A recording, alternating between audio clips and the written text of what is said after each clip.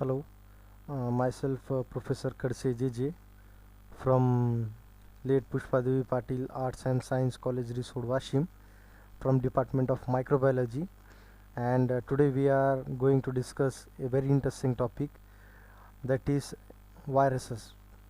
So for this lecture, Dr. Amul Adao, head of the department, has prepared the PPT, and I will present this PPT.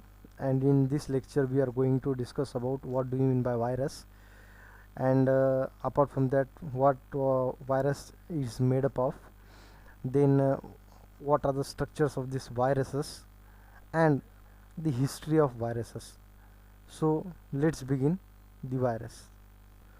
So this virus is a broad topic, and so this lecture will be not in a one section only. Up to 4 to 5 lectures must be needed for to complete the whole topic. So in today's lecture we will just introduce what do you mean by a virus, then actually about the earth, its life, then discovery of that virus, strategy towards the what are the experiments going on related to the virus, then what a typical virus structure consists of, and finally we are seeing with what are the different types of morphological structures of viruses, and also the outbreaks of viruses since last 20 years. So let's begin. तर पहिले मी तुम्हाला असं सांगतो की जे virus जे आहेत, तर असं जर का मी असं गृहीत धरलं की आपलं जर का अर्थ आहे पृथ्वी, तर ही जी पृथ्वी आहे तर पृथ्वीचा उगम near about 4.5 billions years ago पहिले झालेला आहे. तर त्यावेळेस या पृथ्वी फक्त एक आगीचा गोळा होती. जसं जसं काळ निघत गेला तसं तसं पृथ्वी थंडी होत गेली, शीतल होत गेली, आणि त्यानंतर झालं काय की ह्या पृथ्वीवर सडनली लाईफ एक्झिट झाली. म्हणजे एकदम से या पृथ्वीवर लाईफ आढळली, आणि पृथ्वीवर पहिल्या स्वरूपात जर का तुम्ही एक लाईफ बघितली असेल तर ती लाईफ एक बॅक्टेरियाची होती. आणि बॅक्टेरिया हे सेल म्हणजे पेशीपासून बनलेला आहे. म्हणजे बघा तुम्ही जर इथं बघितलं, मायक्रो ऑर्गॅनिझम आपण मायक्रोबायोलॉजी स्टडी करतो, तर मग त्यामध्ये काय काय येते, bacteria, virus, sorry it comes but cell नाही, पेशी नाही. ठीक आहे, मायक्रोबायोलॉजीमध्ये bacteria, virus, fungi, algae, protozoa आपण सगळं करतो, पण रिलेटेड टू सेल पहिली पेशी. पेशी असणारं जीवन जर म्हणलं आपल्या पृथ्वीवर तर ते होतं बॅक्टेरियल सेल. मग त्याचा उगम झाला, त्याच्यापासून मग काही आल्गे वगैरे जन्म आले. मग आल्गेच्या नंतर मग ब्रायोफाईट, बायोफाईट, टेरिडोफाईट, जिम्नोस्पर्म, अँजिओस्पर्म अशा पद्धतीने वनस्पतीची निर्मिती झाली. आणि ह्याच मायक्रो ऑर्गॅनिझम्स काही युकॅरियोटिक सेलसोबत बाइंड झालेच नाही ते, आणि ते न होता मग ते सेल स्वतःहून विकसित होऊ गेले. मग त्याच्यापासून मग छोटे छोटे जे इन्सेक्ट्स वगैरे आहे, त्याच्या अगोदर इन्व्हर्टिब्रेट्स आहे, अशांची इव्हॉल्युशन होत होत नंतर मग फिशसपर्यंत आलं. म्हणजे फिशस, नंतर मग ॲम्फिबियन्स, नंतर मग रेप्टाईल्स, नंतर मग डायनासॉर, मग त्याच्यामध्ये पण काही रेप्टाईल्सपासून काही मॅमल्स झाले, तर आणि त्याच्यापासून मग काही इकडे ह्युमन बनले, काही डायनासॉर बनले, काही रोडन्स बनले, रोडन्सपासून ह्युमन बनले. तर अशा पद्धतीने या पृथ्वीवर टोटली लाईफ आलेली आहे. म्हणजे आपण आतापर्यंत काय बघितलं की cell is a structural and functional unit of life. आपण असं बघितलेलं आहे की जीवनाचं एकक ही एक पेशी आहे. आणि जेवढं पण काय आपण जीवन बघतो, मग ते वनस्पती असू द्या म्हणजे प्लांटचे, ॲनिमल्स असू द्या, किंवा micro organism, bacteria, fungi, algae, protozoa, हे सर्व काही पेशांपासून बनलेलं आहे. ठीक आहे, पण असं पण काही जीवन आहे जे की पेशापासून बिलकुल बनलेलंच नाही. त्याचं एक best example virus. So virus is not made up of cell. आतापर्यंत आपण काय बोललो होतो, आपली डेफिनेशन काय होती सेलची, की cell is a structural and function unit of life. म्हणजे काय, जीवनाचं एकक असणारं पेशी आहे. मग ती प्राणी पेशी असू द्या, वनस्पती पेशी असू द्या, किंवा बॅक्टेरियल सेल असू द्या, जसे बॅक्टेरियल सेल, ॲनिमल सेल और प्लांट सेल, हे सर्व काही सेलपासून बनलेलं आहे.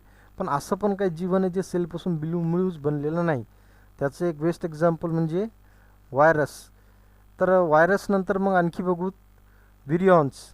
तर व्हायरसचं आपण स्ट्रक्चर बघणारच आहोत, पण त्याच्यामध्ये एक महत्त्वपूर्ण गोष्ट तुम्हाला माहीत असणं गरजेची आहे, की व्हायरस हे पेशीचं जीवन नाही, म्हणजे पेशापासून बनलेलं जीवन नाही. ठीक आहे, virus does not consist of cell. ठीक आहे, नंतर विरियॉन्स काय आहेत आणि प्रायॉन्स काय आहेत हे तुम्हाला नंतर सांगतो मी. म्हणजे असं काही समजून घ्या की बिना पेशीचं पण जीवन अस्तित्वात आहे, आणि त्याचं उत्कृष्ट एक्झाम्पल व्हायरस, विरियॉन्स आणि प्रेयॉन्स आहेत. तर चला आपण आता बघू व्हायरसेसबद्दल. त्याच्या अगोदर मी तुम्हाला खूप जणांनी बघितलं नसेल, जसं मी पहिले बोललो होतो की वनस्पती पण पेशापासून बनलेली आहे. बघा, ही कुठली पण प्रकारची लीफ आहे, त्याला मग तुम्ही कट करा, कुठली पण एक पेशी घ्या, ती पेशी अशी दिसती, आणि पेशी स्वतःहून आपलं अन्न बनवती, ते क्लोरोप्लास्टमुळं. आणि क्लोरोप्लास्ट हे एक बॅक्टेरिया आहे, सायनोबॅक्टेरियाचे वंशज आहेत. ठीक आहे, नेक्स्ट ॲनिमलचा, कुठलं पण ॲनिमल घ्या तुम्ही, माऊस, डायनासॉर, मॅन, काऊ, कुठलं पण, तर ते सर्व पण पेशापासून बनलेलं आहे. आपली पेशी पण अशीच काही आहे. तर आपल्या प्रत्येक ॲनिमलची पेशी पण अशा पद्धतीची असती, म्हणजे पेशापासून जीवन बनलेलं आहे. म्हणजे काय, आत्तापर्यंत आपल्या सर्वाला माहीत आहे की कुठली पण जीवन गोष्ट असू द्या सेलच्या संदर्भात, मग ती बॅक्टेरियल सेल, प्लांट सेल किंवा ॲनिमल सेल असू द्या, तर ही तिघामध्ये पण महत्त्वाचं काय ठरतो, जर का प्लांट सेल आणि ॲनिमल सेल असला तर त्याच्यामध्ये असतो न्यूक्लियस, आणि न्यूक्लियसमध्ये असतो chromatin fibres which are made up of DNA. आणि सर्व काही, प्रत्येक पेशीची प्रत्येक कार्य आणि प्रत्येक कार्याची प्रणाली ही सर्व काही नियोजित करते व सर्व काही नियंत्रण ठेवते हे न्यूक्लियस. पण न्यूक्लियसमध्ये कोण आहे, DNA, असं आपल्याला आत्तापर्यंत माहीत आहे. आणि हेच जे DNA आहे हे बॅक्टेरियामध्ये डायरेक्टली आतमध्ये आहे, सायटोप्लाझममध्ये. सेम फंजायमध्ये पण DNA आहे जो कंट्रोल करतो.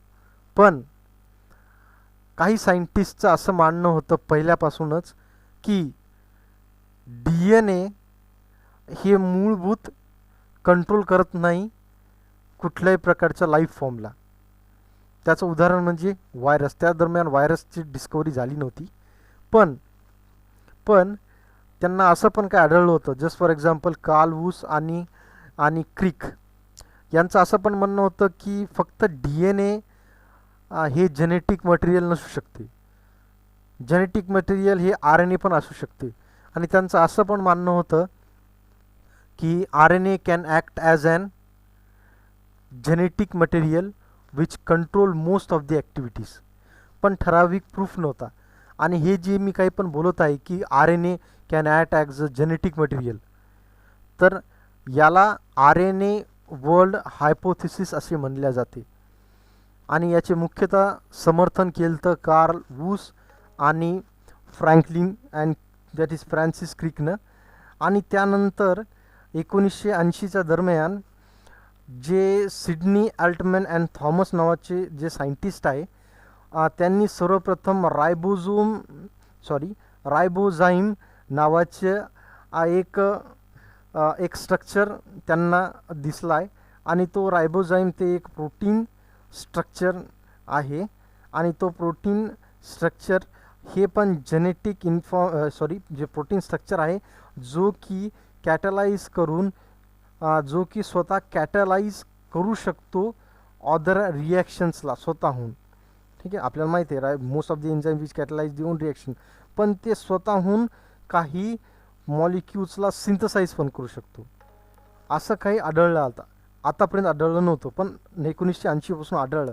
आणि त्यानं जास्त भर दिला RNA वर्ल्ड हायपोथेसिस. त्याचं म्हणणं काय की RNA पण can act as a genetic material, आणि हेच हायपोथिसिस आहे. आणि हेच आता हळूवर सिद्ध व्हायला सुरुवात होती. ज्यावेळेस तुम्ही डिटेलमध्ये व्हायरसबद्दल शिकसाल तेव्हा तुम्हाला कळून जाईल. या अगोदर पण मी बोललो की व्हायरसेस हे पेशीपासून बनले गेलेले नाहीत. शब्दाकडे लक्ष द्या. पेशीमधून बनल्या जातात. ठीक आहे. पेशीमधून ते स्वतःला सिंथसाइज करू शकतात, पण ती स्वतः एक पेशी असणारे जीवन नाही. ठीक आहे.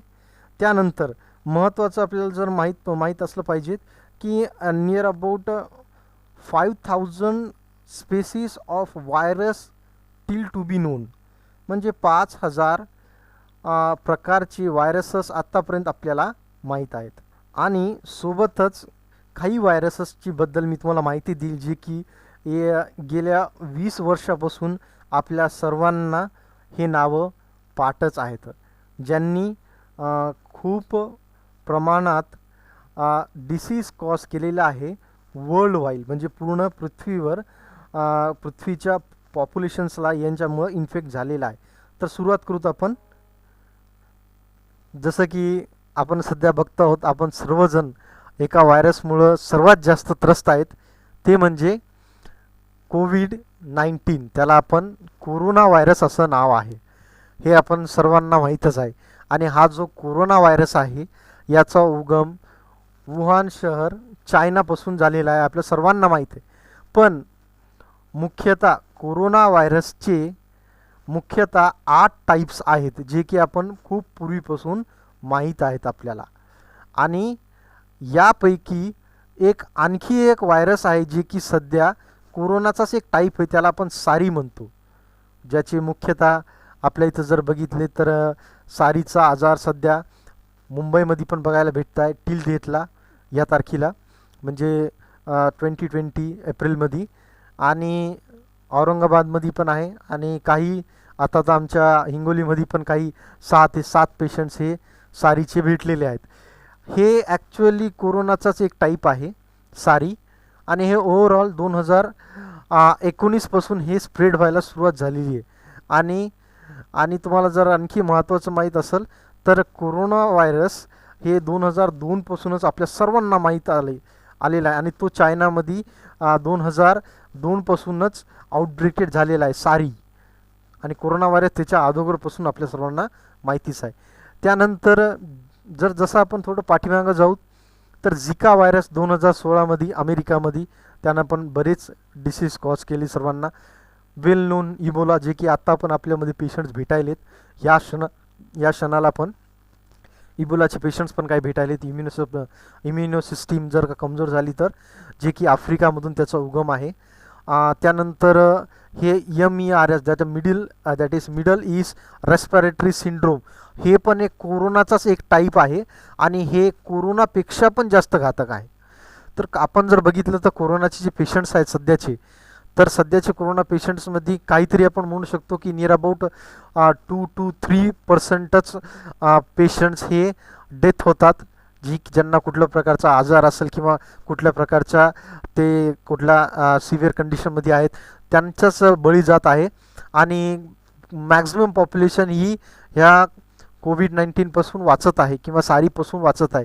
पण जी मिडल ईस्ट रेस्पिरेटरी सिंड्रोम आहे याचा डेथ रेट खूप जास्त आहे यापेक्षा. यामध्ये कमीत कमी I think so 20 to 30% cases हे डेथच होतात, जे पॉझिटिव्ह आलेले आहेत.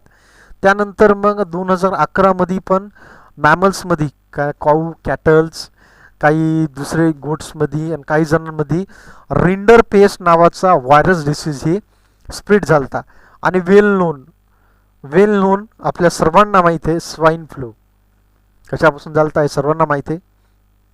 तर याचा उगम युनायटेड स्टेट्स ऑफ अमेरिकामध्ये झाला, त्याला पण H1N1 त्याला स्वाईन फ्लू पण म्हणतो.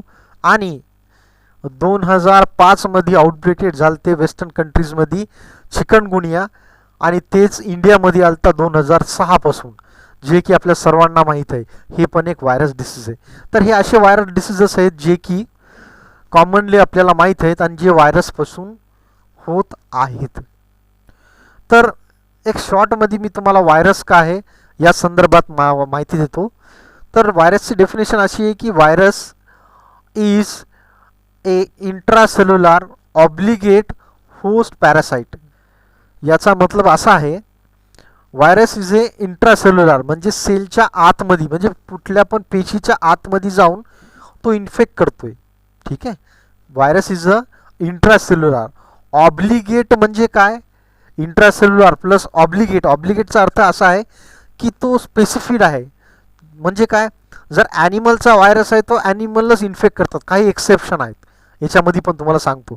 ठीक आहे, एक्सेप्शन आहेत, पण मोस्टली काही ॲनिमल व्हायरस हे ॲनिमललाच इन्फेक्ट करतात. प्लांट व्हायरस प्लांटलाच इन्फेक्ट करतात. ह्युमन व्हायरस ह्युमनलाच इन्फेक्ट करतात. पण एक्सेप्शन असं आहे की हे व्हायरस स्वतःमध्ये विकसितपणा करून माणसापासून जनावरांमध्ये आणि जनावरांपासून माणसामध्ये पण हे इन्फेक्शन करू शकतात. एक्सेप्शन आहे. त्याचं एक उदाहरण तुम्ही कोविड-19 व्हायरस पण बघितला आहे, स्वाईन फ्लू पण बघितला आहे. ठीक आहे. पण सहसा व्हायरस आर ऑब्लिगेट म्हणजे स्ट्रिक्टली इंट्रासेल्युलर पेशीच्या आतमध्ये पॅरासाइट. ते होस्टवर पॅरासाइट म्हणून काम करतो. म्हणजे ज्या पेशीवर तो जाईल आणि इन्फेक्ट करेल त्या पेशीला तो पूर्णपणे नष्ट करेल. तर अशा पद्धतीने हा व्हायरस आहे. याचा आणखी एक व्हायरसचं एक्झाम्पल म्हणलं HIV, herpes virus, small pox virus etcetera. तर आपण आता बघू की व्हायरस हे कशापासून बनलेलं आहे, किंवा व्हायरसचं मुख्यतः जनरली जर आपण म्हणलं तर व्हायरसची ढाचा काय काय काय असते व्हायरसमध्ये, याबद्दल आपण बघू.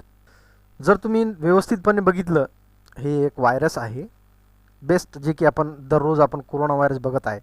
बेस्ट हे कोरोना व्हायरस पण याचाच एक प्रकार आहे. ते स्ट्रक्चरलमध्ये मी तुम्हाला शिकवतो नंतर, स्पाइकी नेचर अँड इन्व्हलप्ड. पण मुख्यतः कुठल्या पण व्हायरसमध्ये नंबर फर्स्ट जेनेटिक मटेरियल, जे की RNA किंवा DNA असू शकते. Number second protein coat.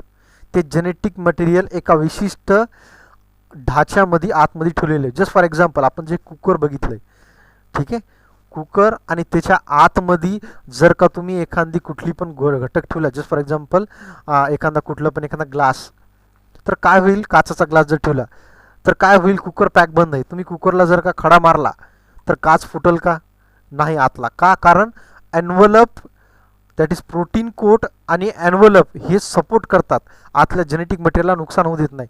ना मेकॅनिकल, ना फिजिकल, ना केमिकल, या तिन्हीपासून बचाव करतात. कोण कोण, एक प्रोटीन कोट हे आणि दुसरा आहे हे बाहेरचा एन्व्हलप. म्हणजे मुख्यतः दोन घटक तर असतातच, एक जेनेटिक मटेरियल आणि दुसरा प्रोटीन कोट. आणि काही मॉडिफाईड व्हायरसेसमध्ये एन्व्हलप पण असतात. त्याचं बेस्ट एक्झाम्पल HIV आणि कोरोना आहे. तर मुख्यतः व्हायरसचे तीन पार्ट्स आहेत, genetic material, protein coat and third is envelope.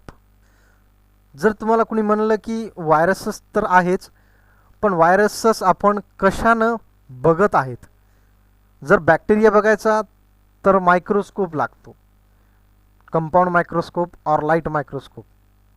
तर व्हायरसला बघायसाठी आपल्याला मुख्यतः इलेक्ट्रॉन मायक्रोस्कोपचा यूज करावा लागते. कारण बॅक्टेरियाचं आपण बघू शकतो, जे की आपण बघत आहे बॅक्टेरिया मायक्रोस्कोपनी, ज्याची साईज व्हॅरी होती 0.2 मायक्रॉन टू 0.5 मायक्रोमीटर एवढी असती. आणि हा त्याच्यापेक्षा पण भरपूर लहान असतो. म्हणजे हा असतो साधारणतः नॅनोमीटर्समध्ये येतो. म्हणजे 10⁻⁵ खाली, एकदम खाली. तर एवढा लहान असतो आणि त्याच्यामुळे याला बघायसाठी आपल्याला इलेक्ट्रॉन मायक्रोस्कोपचा वापर करावा लागतो. जर कुणी असा प्रश्न विचारला तर जगातला सर्वात लहान व्हायरस कोणता आहे, तर ओल्ड बुक्सच्या अनुसार 20 नॅनोमीटरचा दॅट इज 20 नॅनोमीटरचा पिकोरोना व्हायरस, जे की आपल्याला माहिती आहे. हे पिकोरोना व्हायरस हे काऊजच्या माऊथला इन्फेक्शन करतो, इथं आतमध्ये काऊज आणि बफेलोसला, आणि त्याच्यामुळं माऊथच्या मम्समध्ये तिथं इन्फेक्शन होते. पण त्याच्यामधून पण लहान, जर का आता लेटेस्ट जर बघितलं तुम्ही 2012च्या आसपासच्या बुक्समध्ये किंवा 2012च्या लेटेस्ट ऑडिशनचे कुठले पण फॉरेन बुक्स तुम्ही बघसाल तर त्यामध्ये that is porcine circo virus, that is PCV virus, हे सर्वात लहान व्हायरस आहे जे की 17 नॅनोमीटरचं आहे. आणि असं म्हणलं जाते की सर्वात लार्जेस्ट व्हायरस जे आहे ते सर्वात लार्जेस्ट व्हायरस हे पिथोरवा सिबेरसियम व्हायरस, ज्याची लेंथ आहे 1.5 मायक्रोमीटर इन लेंथ, म्हणजे खूप जास्त, बॅक्टेरिया पण मोठी आहे. अँड 0.5 मायक्रोमीटर इन डायमीटर रुंदी. तर असं हे व्हायरसच आहे सर्वात मोठा, दॅट इज पिथो व्हायरस सिबेरियम, आणि सर्वात लहान that is पोर्सिना Sirko virus PCV. जसं मी पहिलेच सांगितलं होतं की हे सेल नाही, याच्यामध्ये सेल नसल्यामुळं त्याच्यामध्ये न्यूक्लियस नसणार आहे, ऑर्गनल्स नाही, सायटोप्लाझम नाही, प्लाझ्मा मेम्ब्रेन नाही, रायबोझोम्स नाही, ATP सिंथेसिस तो स्वतःहून करू शकत नाही, आणि एवढंच नव्हे बायनरी फ्युजननं पण हे डिवाईड होत नाही. जर तुम्ही कंपॅरिझन करायला म्हणलं तर ही ह्युमनची रेड ब्लड सेल आहे, लाल रक्ताची पेशी, त्याच्या कंपॅरिझनमध्ये तुम्ही ही इकोलाय बघा, हा भरपूर मोठी आहे, त्याच्या आतमध्ये इकोलाय जाऊन राहू शकतो, पण साईज कमीच आहे. रेड ब्लड सेलच्या आतमध्ये इकोलाय असू शकतो, कमीत कमी 15 ते 20 तरी आतमध्ये इन्सर्ट होऊ शकतात.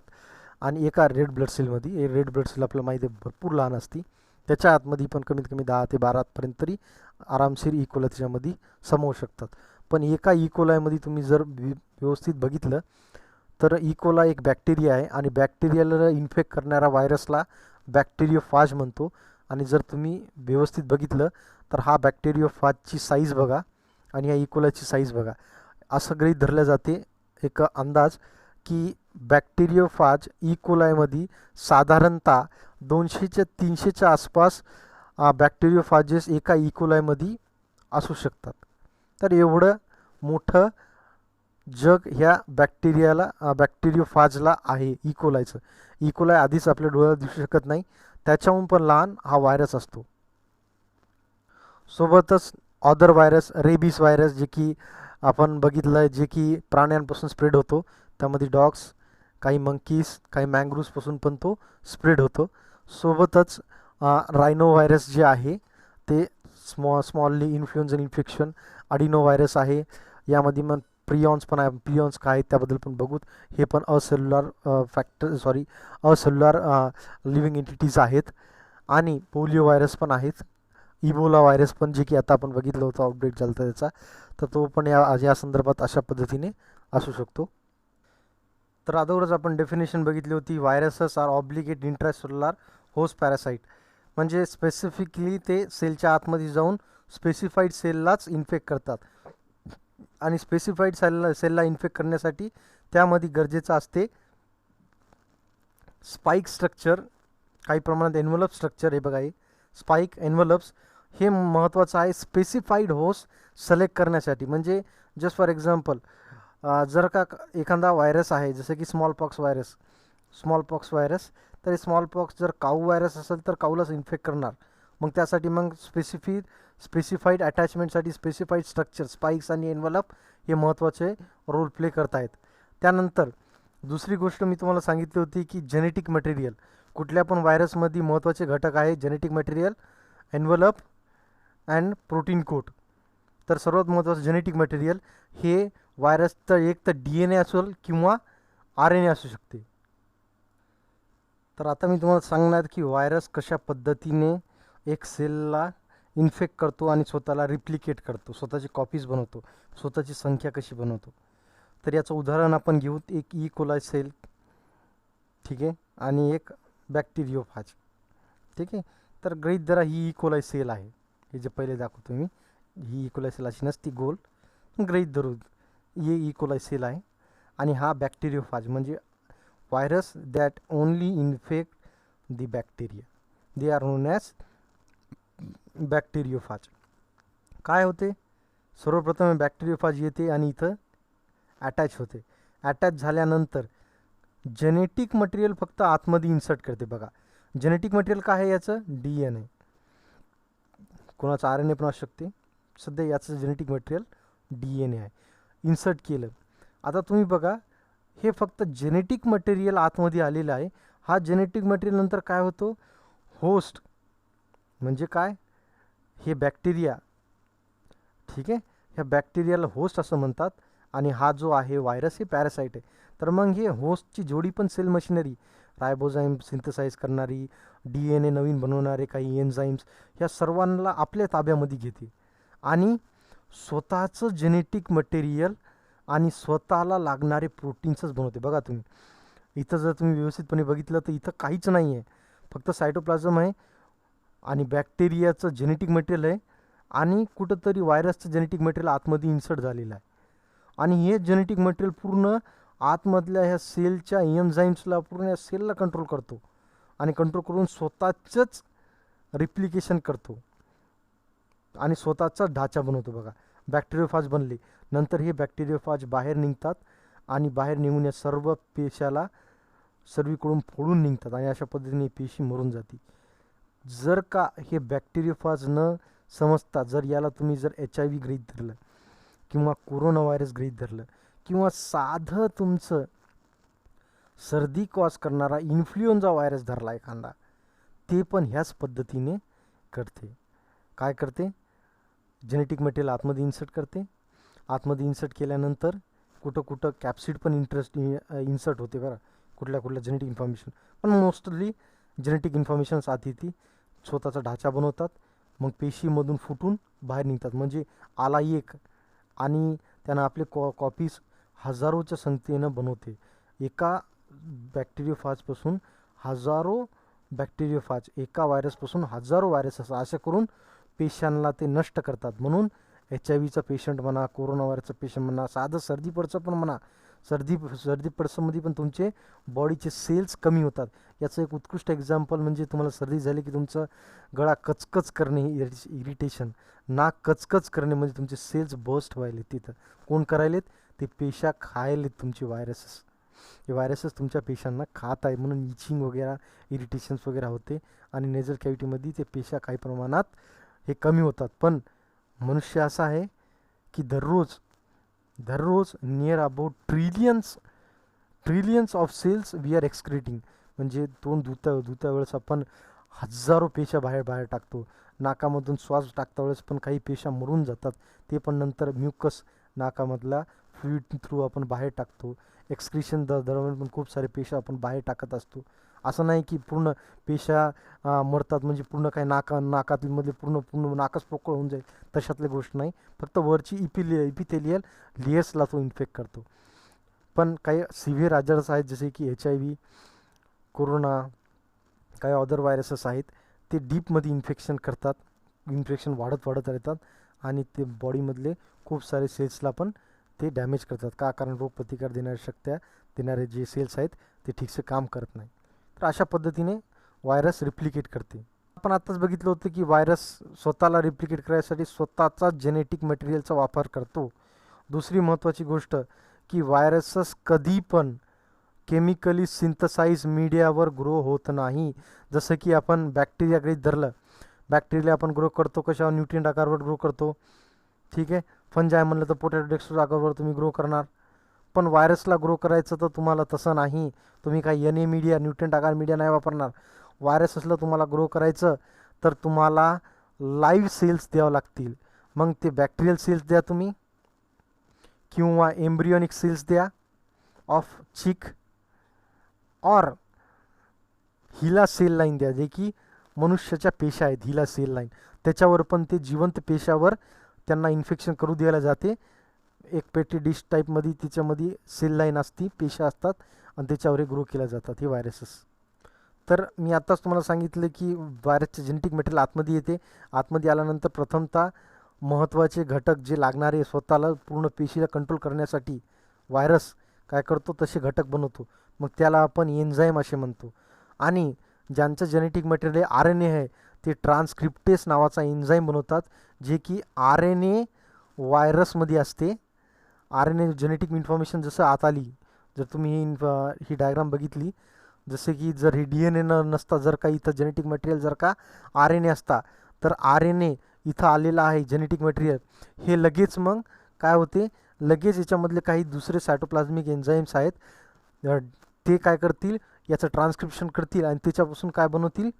त्याच्यापासून हे बनवतील, दॅट इज ट्रान्सक्रिप्टेस नावाचा RNA dependent RNA polymerase enzyme. आणि तो काय करेल, एक जेनेटिक इन्फॉर्मेशन होती बघा, इथं एक जेनेटिक इन्फॉर्मेशन होती, इथं किती झालेत, एक पण जास्त झालेत, नियर अबाउट 6-7 दिसायलेत. त्याच पद्धतीने RNAचे पण जेनेटिक मटेरियलची पण कॉपी बनवायच्यासाठी महत्त्वाचा एन्झाईम आहे, तो म्हणजे ट्रान्सक्रिप्टेस. पण जर जेनेटिक मटेरियल RNA आहे, पण RNA पासून DNA मध्ये कन्वर्ट करता येते, yes it is a fact. आणि हे करण्यासाठी करणारा एक व्हायरस आपल्याला सर्वांना माहिती आहे, ते म्हणजे HIV. HIV चं प्रथमतः जेनेटिक मटेरियल हे RNA असते. ज्यावेळेस सेलला तो इन्फेक्ट करते, इन्फेक्ट केल्यानंतर स्वतःची संख्या वाढवण्याच्या दरम्यान हे स्वतःला जेनेटिक मटेरियल DNA मध्ये कन्वर्ट करते आणि मग व्हायरस स्ट्रक्चर म्हणून त्यावेळेस परत हे DNAचं कन्व्हर्जन RNA मध्ये करते. तर हे सर्व करण्यासाठी महत्त्वाचा जो एन्झाईम आहे, रिव्हर्स ट्रान्सक्रिप्टेस नावाचा एन्झाईम महत्त्वाचा कारणीभूत ठरते. आणि तो एन्झाईम पण महत्त्वाचा कारणीभूत ठरते व्हायरसच्या रिप्लिकेशनसाठी. हे नंतर बघूत आपण व्हायरस रिप्लिकेशन. पण महत्त्वाचं काय की व्हायरसला जिवंत राहण्यासाठी जेनेटिक मटेरियल, प्रोटीन कोट आणि कॅप्सिड लागते आणि सोबतच काही एन्झाईम्स लागतात. चला तर मग आपण बघूत हिस्ट्री ऑफ व्हायरसेस. चार्ल्स चेंबरलॅन 1884 मध्ये एक सायंटिस्ट होता आणि यानं काय काम केलं, एक फिल्टर बनवलं. त्या फिल्टरचं नाव होतं चेंबरलॅन फिल्टर. आणि ह्या चेंबरलॅन फिल्टर थ्रू यांनी काय केलं, यानं एक सोल्युशन पास केलं या फिल्टरमध्ये. सोल्युशन म्हणजे काय, त्याच्यामध्ये काही वॉटर लाईक सबस्टन्स असेल आणि त्यामध्ये मग बॅक्टेरिया आणि व्हायरसेस पण असू शकतात. त्यानं असं बघितलं की त्यामधून बॅक्टेरिया पास होऊ शकत नाही, पण बॅक्टेरियापेक्षा पण लहान कंटेंट असलं काहीतरी आहे जे की बॅक्टेरिया नाही आहे, पण ते खूप एवढं लहान आहे की त्या चेंबर फिल्टरपासून पास होते. आणि ते काय आहे ते त्याला आत्तापर्यंत माहीत नव्हतं, पण ते ॲक्च्युली व्हायरस होता. त्यानंतर 1819 मध्ये डिमिट्री इव्हॉन्स्की नावाचा एक सायंटिस्ट होता आणि त्यानं सर्वात जास्त काम टोबॅको मोझाईक व्हायरस, हे एक प्लांटला इन्फेक्ट करणारा व्हायरस आहे. आणि प्लांट कुठला, तंबाखूचं प्लांट, दॅट इज टोबॅको. आणि तो तंबाखूच्या झाडाच्या पानाला आजार करतो, तर त्या आजाराचं नाव आहे टोबॅको मोझाईक डिसीज. आणि हा डिसीज होतो टोबॅको मोझाईक व्हायरस नावामुळं. आणि त्याचा एक्सपेरिमेंट काय आहे, एकदम सोपा एक्सपेरिमेंट आहे. त्याचा एक्सपेरिमेंट बघा तुम्ही. त्यानं काय केलं की जे टोबॅको मोझाईक व्हायरसचे प्लांट आहेत, ठीक आहे, म्हणजे तंबाखूचं झाड घेतलं जे की बिमार होतं व्हायरसच्या इन्फेक्शनमुळं. त्याचे मग त्यानं काय केले, त्यानं पानं बाहेर काढले, ठीक आहे. बाहेर काढल्यानंतर त्या पानांना त्यानं काय केलं, चुरलं, म्हणजे बारीक पेस्ट केला. आणि ते नंतर मग ते पाण्यासोबत स्लाइटली मिक्स करून त्यानं ते चाळून घेतलं फिल्टर पेपर थ्रू. आणि नंतर जे फिल्ट्रेट चाळलेलं जे पाणी होतं त्याच्यामध्ये हे व्हायरसेस आले बघा. मी पहिलेच म्हणलं होतं की व्हायरस बॅक्टेरियापेक्षा पण लहान आहेत, तर सहज याच्यामधून ते बाहेर निघू शकतात या फिल्टरमधून, ठीक आहे. मग तुम्ही हे चेंबर फिल्टरचं वापर केला तरी चालते किंवा वॉटसन फिल्टरचा वापर केला तरी चालते, त्याच्यामधून पण हे बाहेर निघू शकतात. हे व्हायरसेस खूप लहान असतात हे. आणि मग हे फिल्ट्रेट केलं, याला मग काय केलं, अशा तंबाखूच्या झाडांवर फवारलं की जे आजारी नव्हते.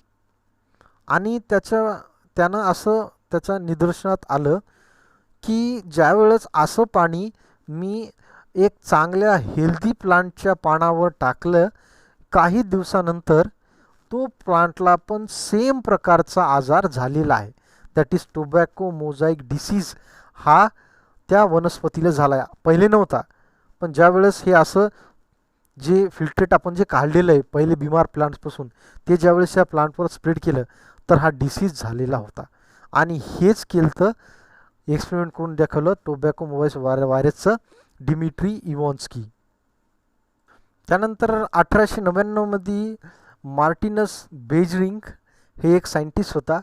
त्यानं हाच एक्सपेरिमेंट कंटिन्यू केला आणि त्याचं असं म्हणणं होतं की जे हे व्हायरसेस आहेत, हे व्हायरसेस डिवाईड होतात, मल्टिप्लाय होतात लिव्हिंग सेल्सवरच, जिवंत असणाऱ्या पेशांवरच. आणि यानं नाव काय दिलं, सोल्युबल लिव्हिंग जर्म्स. त्यानं व्हायरस म्हणून नाव दिलंच नाही, सोल्युबल लिव्हिंग जर्म्स असं त्यानं नावलेलं आहे. आणि नंतर मग नियर अबाउट 20 सेंचुरीजमध्ये व्हायरसचं स्ट्रक्चर आपल्याला बघायला भेटलेलं आहे. आणि त्याला फेड्रिक टोट डिस्कवर्ड बॅक्टेरियोफाज. आणि पहिल्यांदा जर का एखादा व्हायरस जर का बघण्यात आलेला आहे तो 1931ला आलेला आहे. आणि तो व्हायरस जर ते बघण्यात आलेला आहे इलेक्ट्रॉन मायक्रोस्कोपच्या मदतीने. आणि तो होता टोबॅको मोझाईक व्हायरस 1932मध्ये. आणि त्याच्यानंतर मग स्टेनली यानं पण हाच व्हायरस आणखी डिटेल स्ट्रक्चरमध्ये 1935मध्ये जगासमोर आणलेला आहे. तर यामध्ये डिटेलमध्ये त्यांनी काय सांगितलं 1935मध्ये स्टेनलेनी की हे टोबॅको मोझाईक व्हायरस जे आहे तर हा virus made up of protein and genetic material. तुम्हाला दाखवते टोबॅको मोझाईक व्हायरस कसा असतो, लेक्चरमध्ये आपण बघणारच आहेत. तर लगेच आपण नेक्स्ट टॉपिक बघणार आहे ते म्हणजे स्ट्रक्चर्स ऑफ व्हायरसेस. व्हायरसेसचे स्ट्रक्चर काय आहेत तर आपण मॉर्फॉलॉजी ऑफ व्हायरस म्हणतो, स्ट्रक्चर ऑफ व्हायरस. तर बघू. तर व्हायरसेसचे मुख्यतः म्हणलं तर 4 प्रकारचे स्ट्रक्चर्स आपल्याला बघायला भेटतील.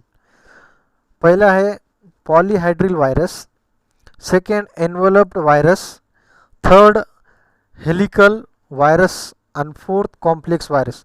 तर सर्वप्रथम आपण बघू पॉलीहायड्रल व्हायरस. तर हा आहे पॉलीहायड्रल व्हायरस. बघा अशा पद्धतीचा असतो.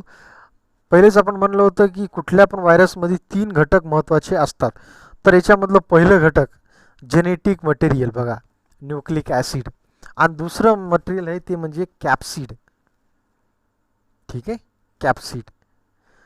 आणि हे कॅप्सिड बनलेलं आहे, हे कॅप्सिड बाहेरचं कोट, हे कॅप्सिड याला कोट म्हणा साध्या भाषेमध्ये, ते बनलेलं आहे कॅप्सोमर्स. कॅप्सोमर्स म्हणजे small protein units aggregate to form a protein coat like structure which is known as capsid. आणि याला कॅप्सोमर असं म्हणलं. एका प्रोटीन स्ट्रक्चरला कॅप्सोमर म्हणजे बघा एक सरीचे प्रोटीन ही एक कॅप्सोमर आहे. असे खूप सारे कॅप्सोमर एकत्रित आले आणि यांनी एक कोट बनवलं, त्याला आपण कॅप्सिड म्हणू. म्हणजे पॉलीहायड्रल व्हायरसचा ढाचा हे फक्त 2 घटकापासून बनलेला आहे.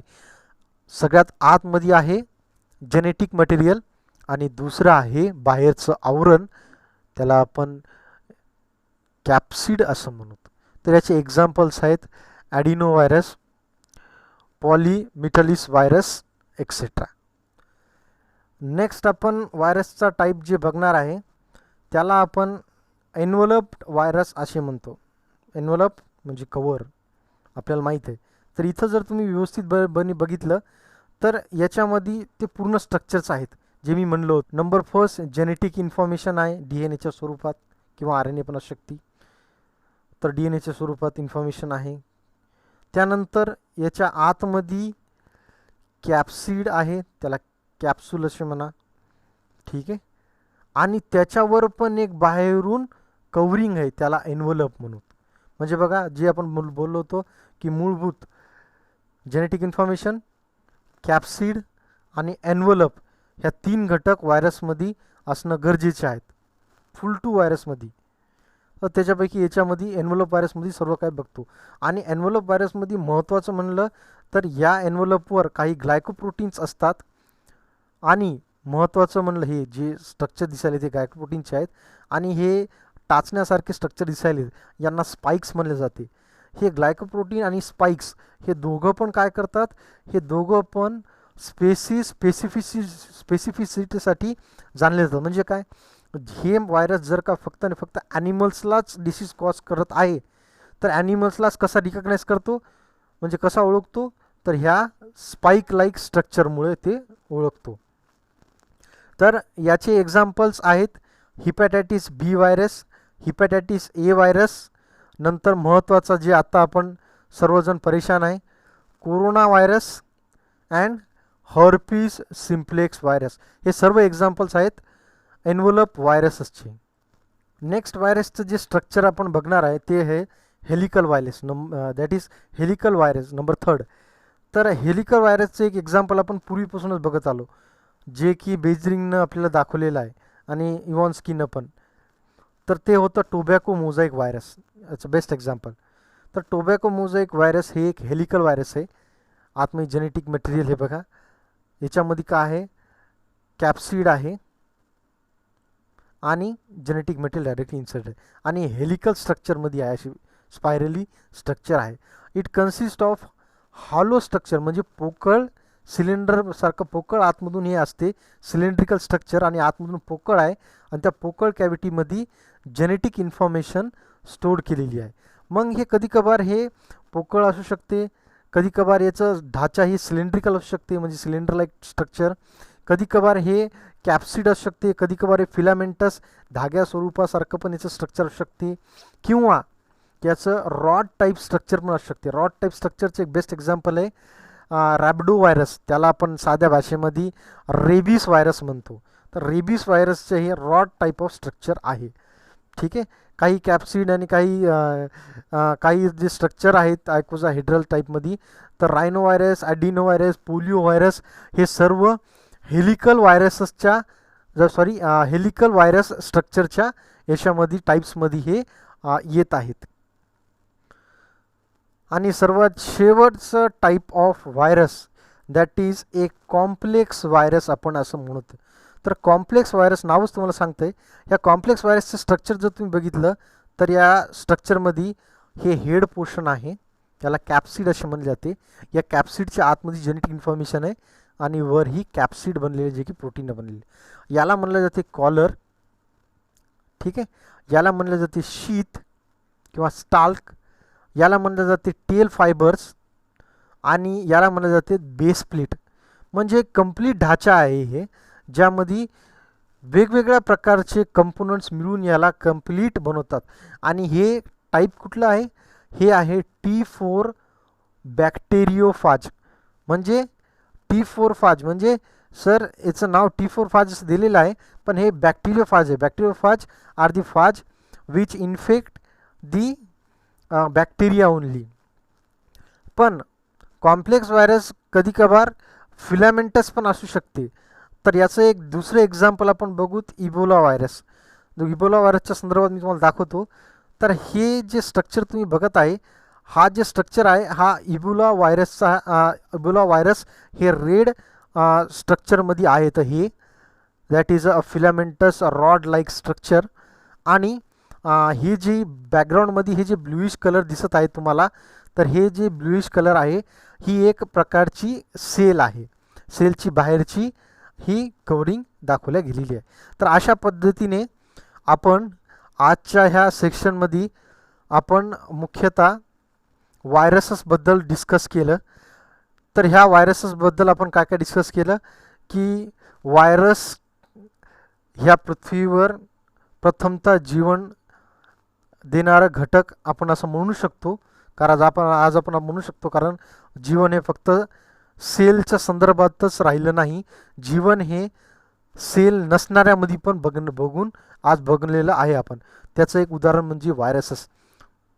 सोबत व्हिरियॉन्स म्हणजे only genetic material that is RNA can act as a living entities. आणि प्रायॉन्स म्हणजे proteins can also act as an we can say a living entity. तर आपण असं बघितलं की लाईफ फॉर्म हे वेगवेगळ्या स्वरूपात आहे.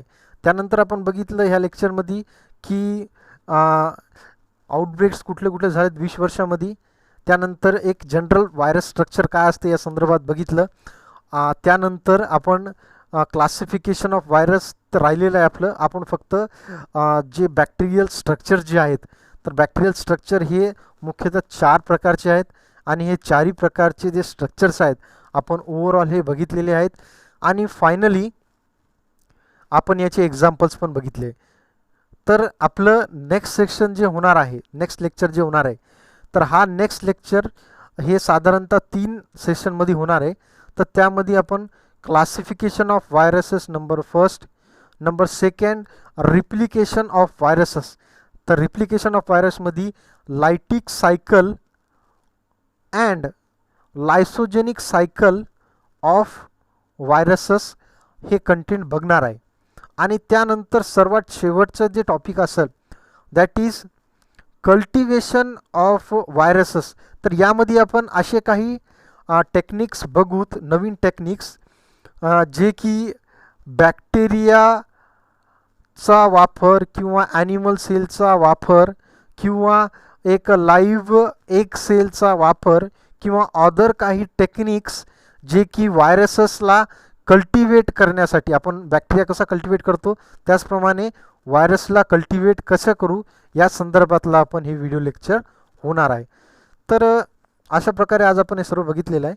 राहिलेलं आपण नेक्स्ट सेक्शनमध्ये बघून घेऊ. ठीक आहे, थँक्यू.